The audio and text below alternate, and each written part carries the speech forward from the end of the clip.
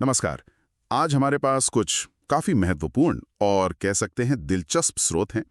इनमें भारत की राजनीति, विदेश नीति, यहाँ तक कि सेहत और पर्यावरण से जुड़े मुद्दे भी शामिल हैं। जी हाँ, काफी वाइड रेंज है आज। हमारा मकसद है कि इन सभी स्रोतों को खंगालें और वो जरूरी बातें, वो बारीकियां निकालें जो शायद पहली नजर में पकड़ में ना आती हों। बिल्कुल, एक तरह से इन डेवलपमेंट्स के पीछे की कहानी समझने की कोशिश करेंगे। तो चलिए शुरू करते हैं।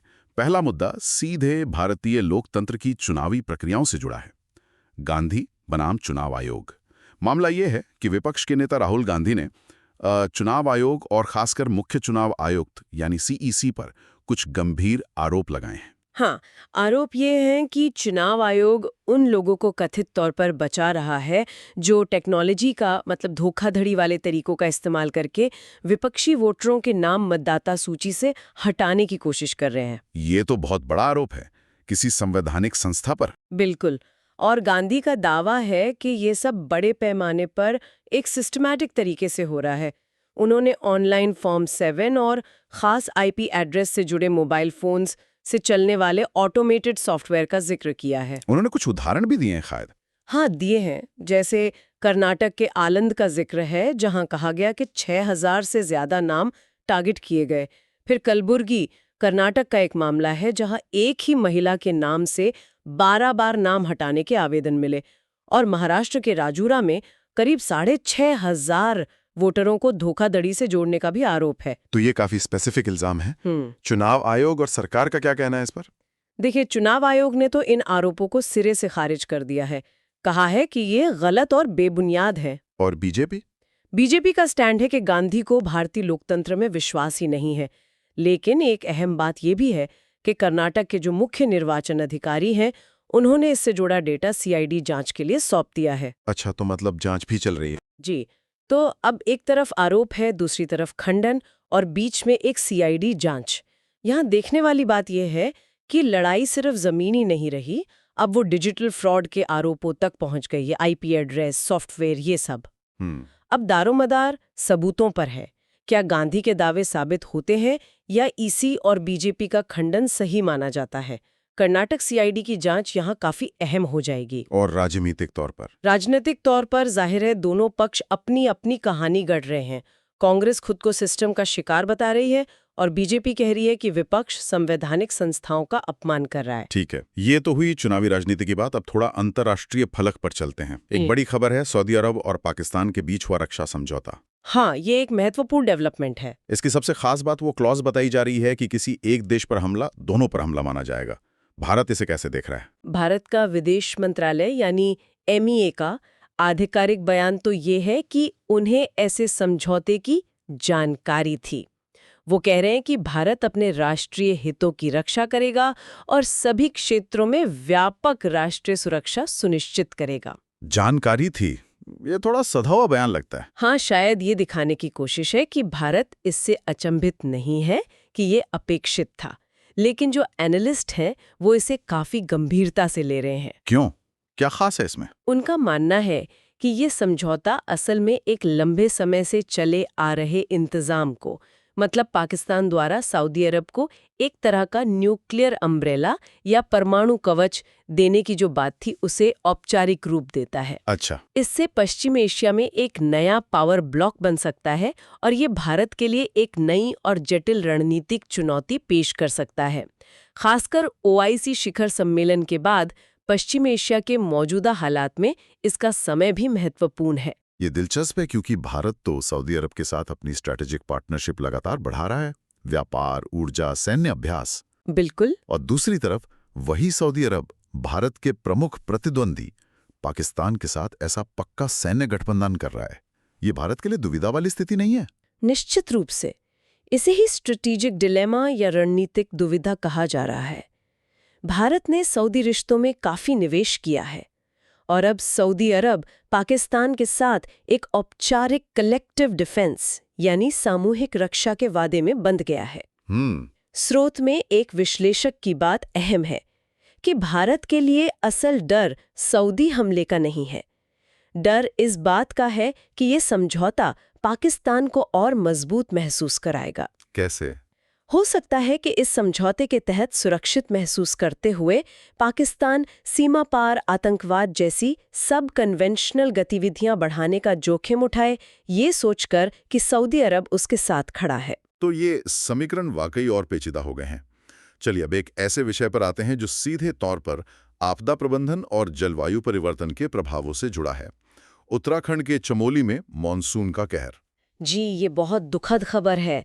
चमोली जिले में भारी बारिश के बाद भूस्खलन हुआ है। हाँ, और इसमें घर तबाह हुए हैं। 2 लोगों की मौत की पुष्टि हुई है और 7 लोग अब भी लापता बताए जा रहे हैं। और ये ठीक देहरादून वाली घटना के 2 दिन बाद हुआ है, जहां 21 मौतें हुई थीं और 17 लोग लापता थे। मतलब ये लगातार हो रहा है। प्रशासन क्या कर रहा है? मुख्यमंत्री पुष्कर सिंह धामी के निर्देश पर प्रशासन और आपदा प्रतिक्रिया बल एनडीआरएफ और एसडीआरएफ युद्ध स्तर पर बचाव कार्य में लगे हुए हैं। युद्ध स्तर पर ये शब्द ही स्थिति की गंभीरता बताता है। बिल्कुल। चमोली में 2 मृत, 7 लापता और देहरादून में 21 मृत, 17 लापता। कुल मिलाकर हाल में 30 मौतें और 24 लोग लापता। ये आंकड़े काफी चिंताजनक हैं। ये सिर्फ एक अकेली घटना नहीं लग रही।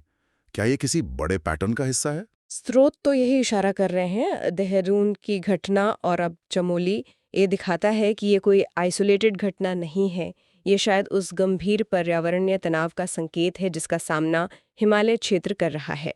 ये एक सिस्टमैटिक प्रॉब्लम का लक्षण हो सकता है।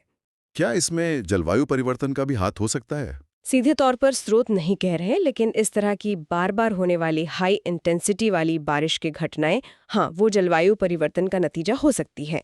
और ये हिमालयी समुदायों की अत्यधिक वल्नरेबिलिटी यानी भेद्यता को भी उजागर करता है। मतलब विकास और पर्यावरण संरक्षण के बीच संतुलन का सवाल फिर से खड़ा हो गया है। हमेशा की तरह, खासकर हाई रिस्क जोन में निर्माण के खतरों को लेकर भारत के पास आपदा प्रतिक्रिया का एक स्थापित तंत्र है।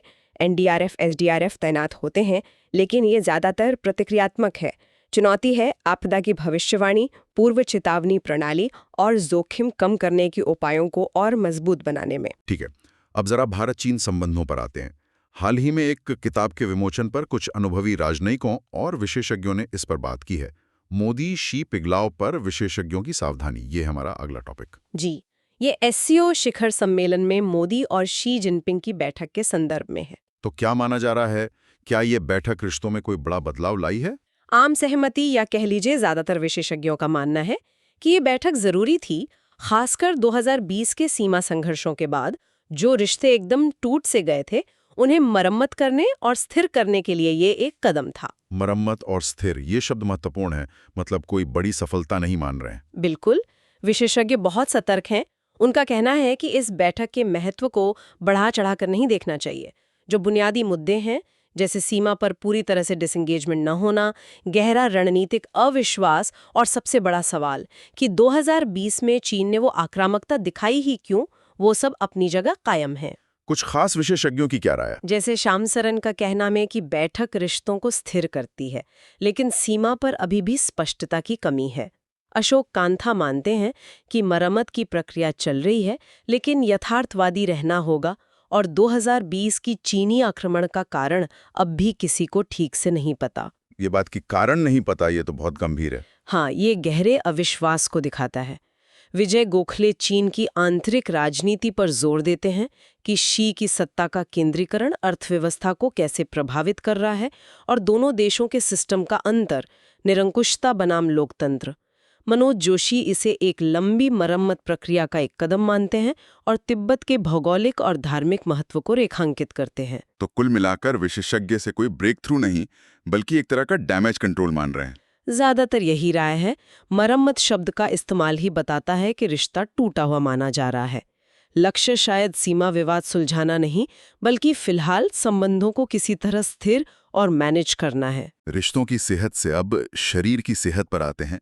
एक और चिंताजनक स्टडी सामने आई है, कोविड-19 और धमनियों का सख्त होना। जी, ये कार्टेशियन नाम का एक बड़ा अंतर्राष्ट्रीय अध्ययन है। और इसमें क्या पाया गया है? इसमें पाया गया है कि कोविड-19 का एक लॉन्ग टर्म असर धमनियों का तेजी से बूढ़ा होना हो सकता है। मतलब वायरस से ठीक हुए लोगों में धमनियां ज्यादा सख्त पाई गईं, जिसे वैस्कुलर एजिंग कहते हैं।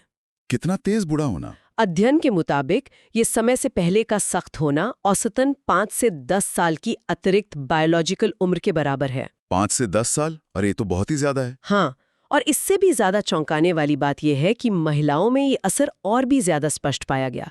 उनमें ये लगभग 1 दशक यानी 10 साल के बराबर अतिरिक्त वैस्कुलर एजिंग के रूप में देखा गया। ये तो शुरुआती धारणा के विपरीत है कि शायद पुरुषों पर कोविड का असर ज्यादा गंभीर था। बिल्कुल। कम से कम लॉन्ग टर्म में धमनियों की सेहत के मामले में ये स्टडी महिलाओं के लिए ज्यादा चिंताजनक तस्वीर पेश कर रही है।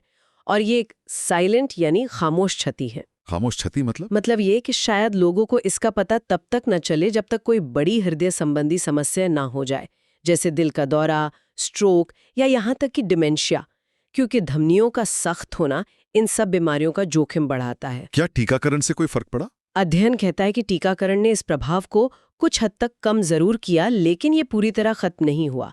यहाँ तक कि कम से कम 10% टीकाकृत लोगों में भी जो कोविड से उभरे थे, धमनियों में सख्ती पाई गई। भारत के बारे में कुछ खास? हाँ, एक दिलचस्प बात भारतीय उपसमूह के बारे में है। महामारी से पहले भारतीयों में तुलनात्मक रूप से धमनियां कम सख्त थीं, लेकिन कोविड-19 संक्रमण के बाद ये जो एक तरह का सुरक्षात्मक अंतर था, वो गायब हो गया। मतलब कोविड संक्रमण ने किसी भी पहले से मौजूद हृदय संबंधी लाभ को शायद खत्म कर दिया। तो इसका मतलब है कि स्वास्थ्य पेशेवरों को अब शायद कोविड से उभरे लोगों, खासकर महिलाओं की लंबे समय तक निगरानी करनी होगी। जी, स्रोत यही सुझाव दे रहे हैं। शायद भविष्य में पल्स वेव वेलोसिटी (PWV) जैसे टेस्ट जो धमनी की सख्ती मापते हैं, ज्यादा आम हो जाएं।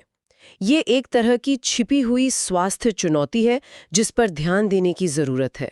दुनिया भर में करोड़ों लोग कोविड से उभरे हैं, ये उनके लिए एक महत्वपूर्ण जानकारी है। स्वास्थ्य से अब सीधे पेट पर आते हैं, यानी भारत में खाद्य उपभोग और इसे थाली मीट्रिक के नजरिए से देखने की बात। जी, ये एक लेख है जो हाल के NSS उपभोग डेटा और विश्व बैंक की एक ब्रीफ पर आधारित है।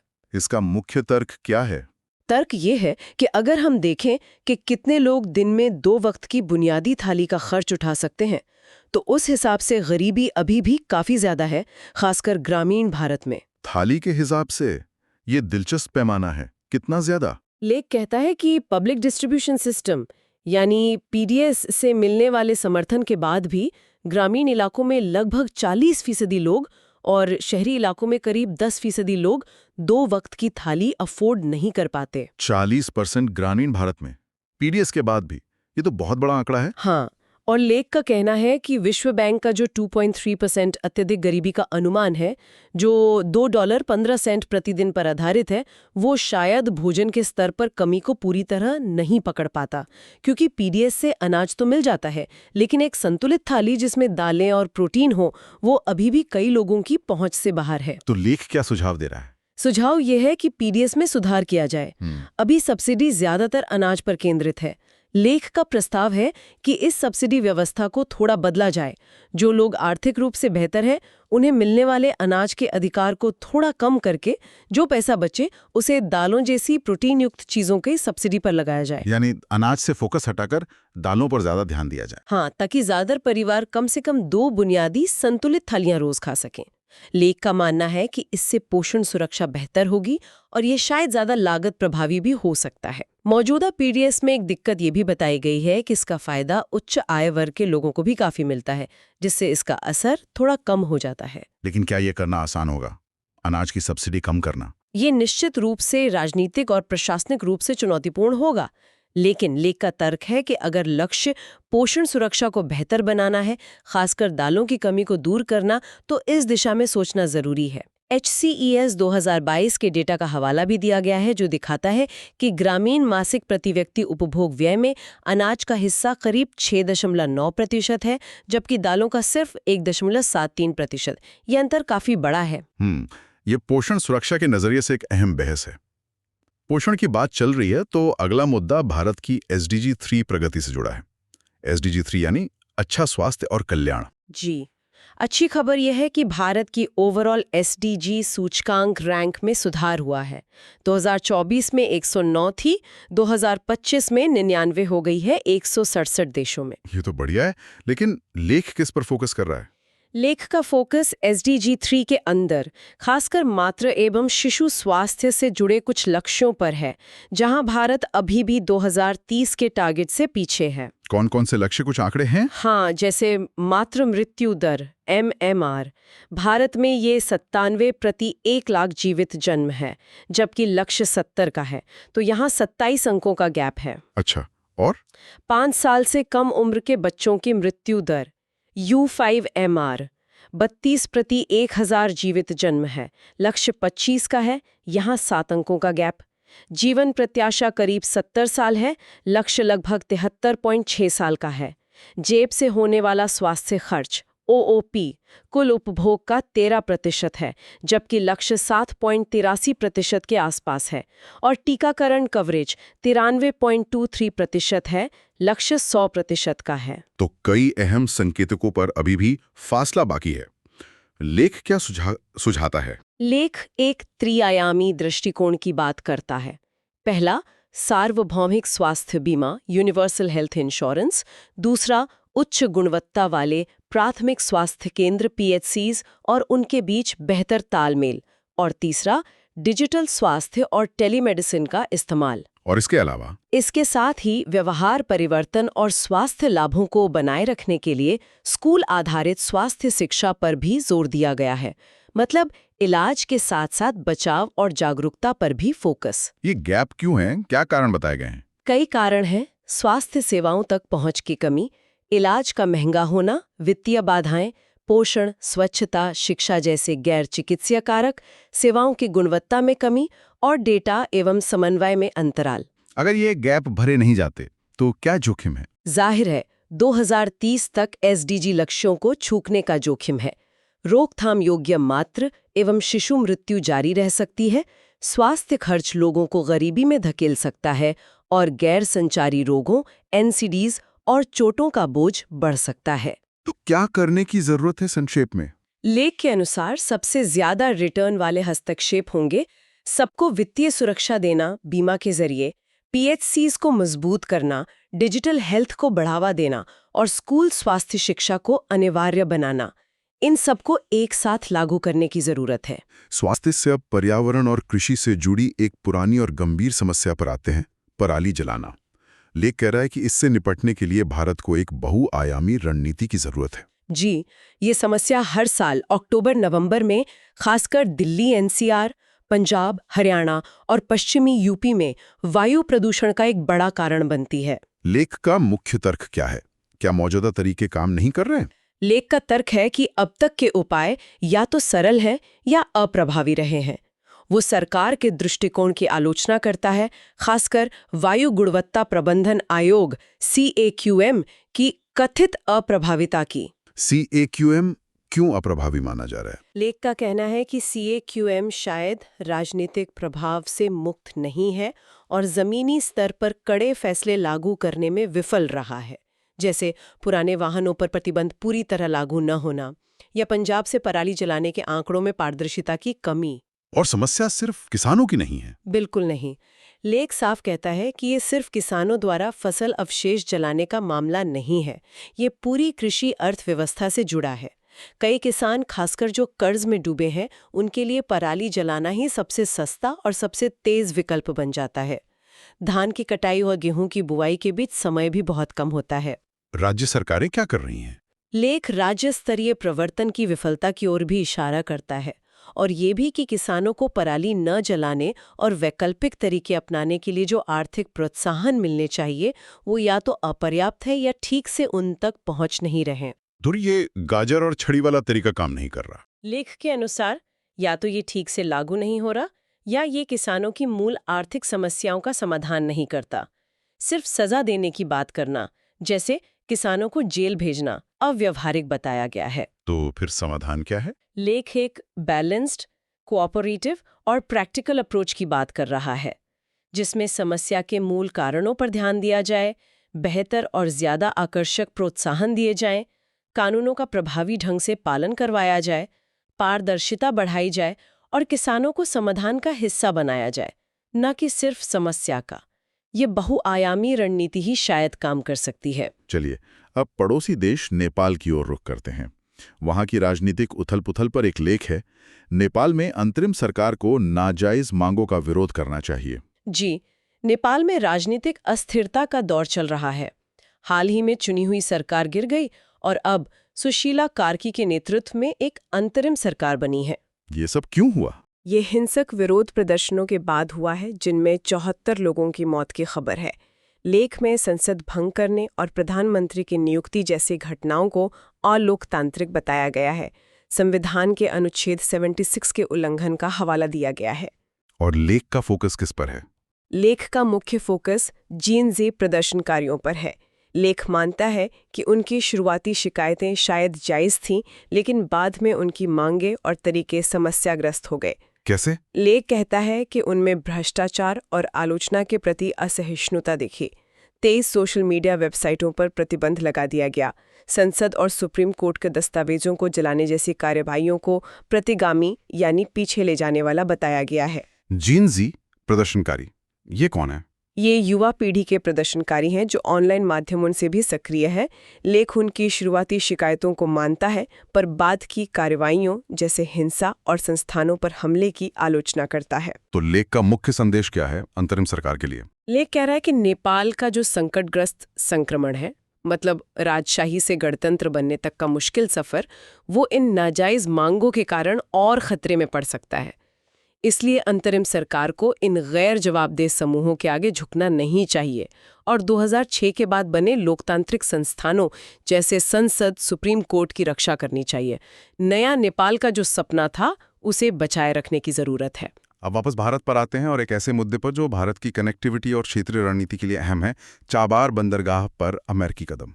जी, अमेरिका ने ईरान में चाबहार बंदरगाह के भारतीय संचालन को, जो अमेरिकी प्रतिबंधों से छूट मिली हुई थी, उसे रद्द करने का फैसला किया है। ये तो बड़ा झटका है। ये छूट क्यों मिली हुई थी? ये छूट खास तौर पर अफगानिस्तान के लिए निर्माण सहायता और आर्थिक विकास के मकसद से दी गई थी, ताकि भारत चाबहार के जरिए अफगानिस्तान तक पहुंच बना सके। लेकिन अब इसे खत्म किया जा रहा है और शायद 10 दिनों में ये लागू हो जाएगा। ये फैसला ऐसे समय में आया है जब भारत और अमेरिका के बीच व्यापारिक समझौते हुए हैं। हाँ, यही बात थोड़ी चौंकाने वाली है। ये दिखाता है कि द्विपक्षीय व्यापार संबंधों में सुधार के बावजूद ईरान जैसे भू-राजनीतिक मुद्दे अब भी तनाव का कारण बन सकते हैं। ये अमेरिका की ईरान पर अधिकतम दबाव की नीति और भारत के महत्वपूर्ण इंफ्रास्ट्रक्चर प्रोजेक्ट के बीच सीधा टकराव है। चाबहार भारत के लिए इतना जरूरी क्यों है? ये सिर्फ एक निवेश नहीं है, ये एक अहम भू-राजनीतिक संपत्ति है। ये बंदरगाह, खासकर इसका शहीद बेहिश्ती टर्मिनल, पाकिस्तान को बाईपास करके अफगानिस्तान और मध्य एशिया तक पहुंचने का एक वैकल्पिक व्यापार मार्ग मुहैया कराता है। भारत ने इसमें काफी निवेश किया है, 200 करोड़ रुपए से ज्यादा लग चुके हैं।